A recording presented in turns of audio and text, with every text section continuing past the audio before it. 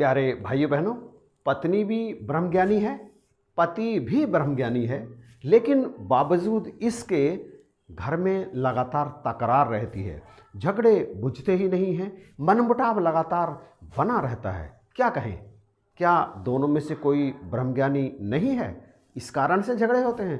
परंतु ज्ञान तो दोनों ने प्राप्त किया है, और जब ज्ञान दोनों ने प्राप्त किया है तो फिर दोनों ब्रह्मज्ञानी हुए, और जब दोनों ब्रह्मज्ञानी हुए तो झगड़े, तकरार, कलेश रहना नहीं चाहिए। घर में प्रेम ही रहना चाहिए, सौहार्द रहना चाहिए, मिल बर्तन की भावना होनी चाहिए, सतगुरु पर यकीन होना चाहिए। लेकिन बावजूद इसके आखिर क्यों होते हैं झगड़े, क्यों होती है कलह घर में, ब्रह्मज्ञानी होने के बावजूद भी? मेरा तो यह मानना है कि घर में कलह, विवाद, मनमुटाव का कारण कभी भी एक पक्षीय नहीं होता, दोनों पक्ष उसमें शामिल होते हैं। यह बात अलग है कि शुरुआत एक व्यक्ति करे और दूसरा जब जवाब दे तो वो बात उग्र रूप धारण कर ले और घर में अशांति उत्पन्न हो जाती है। परंतु कहीं ना कहीं इसमें दोषी तो दोनों ही पक्ष होते हैं। ब्रह्मज्ञानियों के घरों में झगड़े नहीं होते,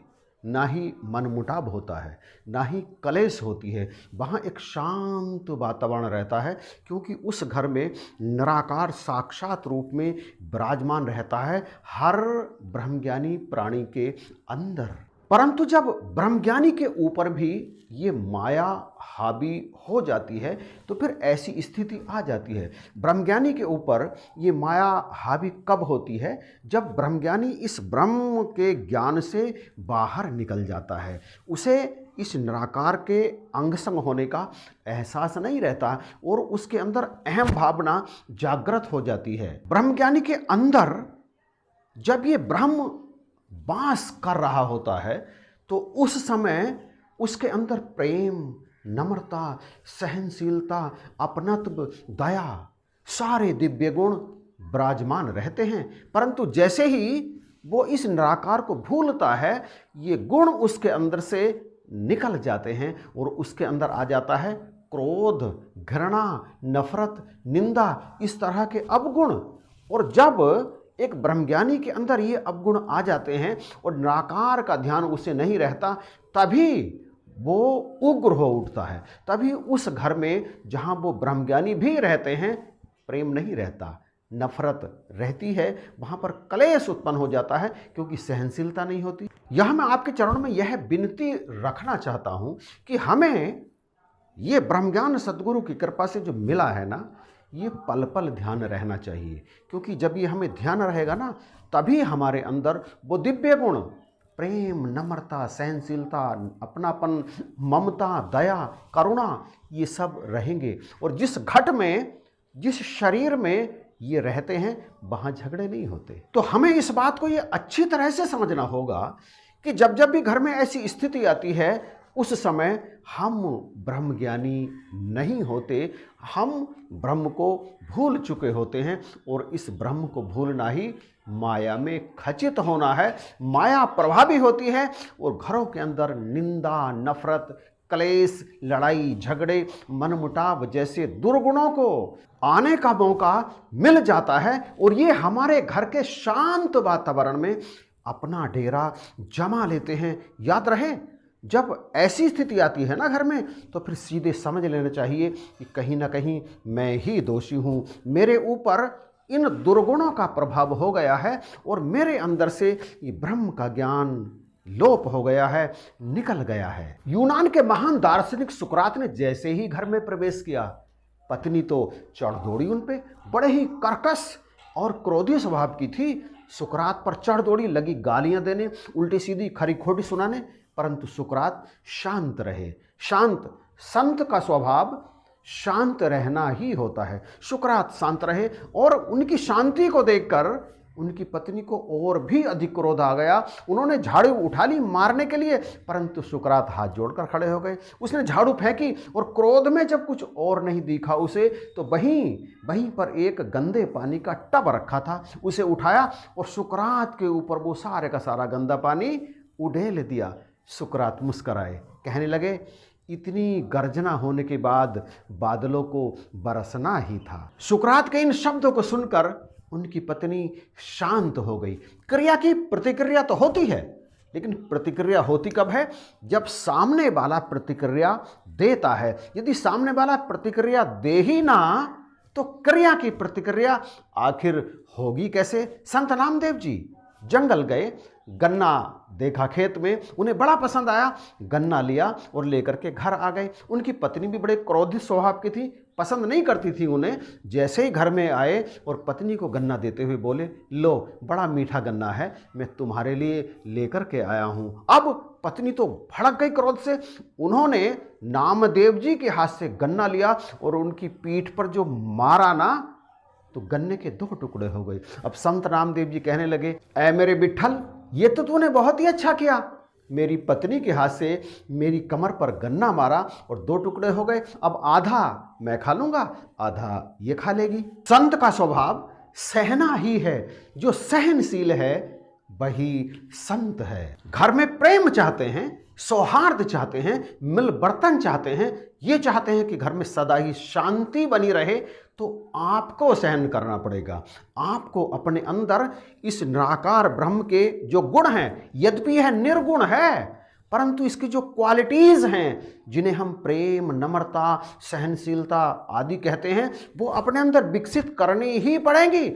जब आप कोई प्रतिक्रिया नहीं करेंगे ना सामने होने वाली क्रिया की, तो वो क्रिया वहीं दम तोड़ कर रह जाएगी। और जब वो क्रोध, वो घृणा, वो नफरत, वो निंदा वहीं दम तोड़ के रह जाए, जहां से वो निकलती है, तो फिर घर में प्रेम ही होगा, घर में सौहार्द ही होगा, घर में मिल बर्तन ही होगा और घर में ये निरंकार ही बसा रहेगा। तो घर में प्रेम का वातावरण बनाए रखने के लिए, सौहार्द, शांति को बनाए रखने के लिए आज ही से, बल्कि अभी से मौन साधना आरंभ कर दीजिए। कम बोलना, बिल्कुल ऐसे करना कि यदि सामने वाला कोई क्रिया कर रहा है, कोई आपको पीड़ित कर रहा है, आपको कोई ऐसे शब्द इस्तेमाल कर रहा है जो आपके मन को ठेस लगा रहे हैं, आप सहन नहीं कर पा रहे हैं, उस स्थिति में भी आप इस निरंकार को देखें और मौन धारण कर लें, शांत हो जाएं, क्रिया की प्रतिक्रिया ना करें। तब आप देखेंगे कि वो जो क्रिया है ना, वो वहीं दम तोड़ रही है, वहीं मर जा रही है और आपके घर में प्रेम का वातावरण स्थापित हो रहा है। ऐसा कुछ दिन करने पर ही आपके घर के वातावरण को पूरी तरह से बदलना ही पड़ेगा, बदलता चला जाएगा और आप देखेंगे कि अब हमारा घर वैसा ही बन गया है जैसा एक ब्रह्मज्ञानी का घर होता है या होना चाहिए। प्यारे भाइयों बहनों, यह वीडियो बनाने की आवश्यकता इसलिए पड़ी क्योंकि तमाम कमेंट इस तरह के भी आ रहे थे और सदगुरु माता जी की कृपा से जब कई स्थानों पर सत्संग में जाने का मौका मिलता है और ब्रांच में भी या आसपास के गांव में भी जब महात्माओं से मिलने का अवसर मिलता है, तो इस तरह की बातें आती हैं कि घर में शांति नहीं रहती, लड़ाई झगड़े रहते हैं, मनमुटाव रहते हैं, क्रोध घृणा का वातावरण रहता है। इससे कैसे निकला जाए? तो फिर एक ही बात इस निरंकार ने दिमाग में डाली कि सहनशीलता के बिना घर में प्रेम का वातावरण बन नहीं सकता, सहनशीलता के बिना घर के अंदर मिल बर्तन और सुख शांति आ नहीं सकती। यदि हम अपनी सहनशीलता को बनाए रखेंगे, यदि हम खुद क्रोध नहीं करेंगे, भले ही सामने कोई भी हो क्रोध करने वाला, तो निश्चित ही शांति बनी रहेगी। मानवता के मसीहा सदगुरु बाबा हरदेव सिंह जी महाराज हमेशा इस बात का ध्यान रखते थे कि उनसे मिलने वाले भक्तजन पूरी तरह से संतुष्ट हों और खुश हों। एक बार बाबा जी किसी घर में चरण डालने के लिए जब पहुँचे तो परिवार बहुत गरीब था। कहीं से व्यवस्था करके उस परिवार ने एक सोफ़ा अपने घर में रखा और उस सोफे पर साफ़ सुथरी सफ़ेद चादर बिछा दी। बाबा जी सोफे पर बैठे। बैठते हुए बाबा जी ने जो सोफे पर हाथ रखा तो उस सोफे में कील बाहर को निकली हुई थी और बाबा जी के हाथ में वो कील चुभ गई। बाबा जी ने इस बात का किसी को भी एहसास नहीं होने दिया और वहाँ जो टेबल पर टिश्यू पेपर रखा था वो उठाकर अपने हाथ पर लगा लिया। रक्त जब रुक गया तो वो टिश्यू पेपर रक्त में सन गया था। बाबा जी ने वो टिश्यू पेपर अपने कुर्ते की जेब में रख लिया। किसी को भी इस बात का एहसास नहीं होने दिया। बाबा जी वापस आ गए और बाबा जी के वस्त्र धोने वाले सेवक ने जब बाबा जी के कुर्ते की जेब से वो पेपर निकाला और देखा कि वो तो खून से सना हुआ है, तो उसने बाबा जी से कहा, बाबा जी आपकी जेब से ये टिश्यू पेपर निकला है हुजूर, ये तो रक्त से सना हुआ है, जहाँ भी ये घटना हुई आपने इसको वहाँ से छुपा क्यों लिया। इस पर सदगुरु बाबा हरदेव सिंह जी महाराज ने जो कहा वो हम सबको अपने जीवन में भी उतारना चाहिए। बाबा जी ने कहा, उस दिन एक परिवार में गए तो उस परिवार ने जो पुराना सोफा था वो साफ सुथरा करके रखा हुआ था। उस पर बैठते समय दास का हाथ जैसे ही सोफे पर रखा गया तो कील लग गई, वहाँ से खून निकलने लगा। दास ने टिश्यू पेपर से उस खून को रोका और उस टिश्यू पेपर को अपनी जेब में डाल लिया। दास को लगा कि यदि इस बारे में परिवार को पता चला तो उन्हें बड़ी ग्लानि होगी, उनके चेहरे पर, उनके दिलों में जो खुशी है वो सारी की सारी खुशी दूर हो जाएगी। ऐसे थे सतगुरु बाबा हरदेव सिंह जी महाराज। यदि हम में से किसी के साथ ऐसा हो जाता तो क्या हम भी यही व्यवहार करते जो बाबा जी ने किया है? शायद नहीं कर पाते। यही अंतर होता है एक संत में और एक कच्चे गुरसिख में। तो भाइयों बहनों, आइए फिर से वहीं चलते हैं कि यदि हम चाहते हैं कि हमारे घर में प्रेम का वातावरण हो, सुख हो, शांति हो, सहमति हो, तो निश्चित रूप से अन्य दिव्य गुणों के साथ जिस गुण पर हमें अधिक कार्य करना होगा वो है सहनशीलता। एक पक्ष कभी भी झगड़ा नहीं कर सकता, एक पक्ष कभी भी मनमुटाव को जन्म नहीं दे सकता। दोनों पक्षों को होना होगा और सामने वाला पक्ष यदि हो और हम यदि ना हो तो फिर प्रेम ही होगा, शांति ही होगी, सौहार्द ही होगा। और यही तो हम चाहते हैं और यही चाहते हैं हमारे सद्गुरु कि निरंकारी परिवार निरंकारी ही बना रहे, निरंकारी परिवार के घर में निरंकारी वातावरण उत्पन्न हो। कृपा करो, बख्शिश करो। यदि हम सतगुरु की आज्ञा मानेंगे और इस सहनशीलता को जीवन में अपनाएंगे तो निश्चित ही हमारा घर होगा स्वर्ग से भी सुंदर।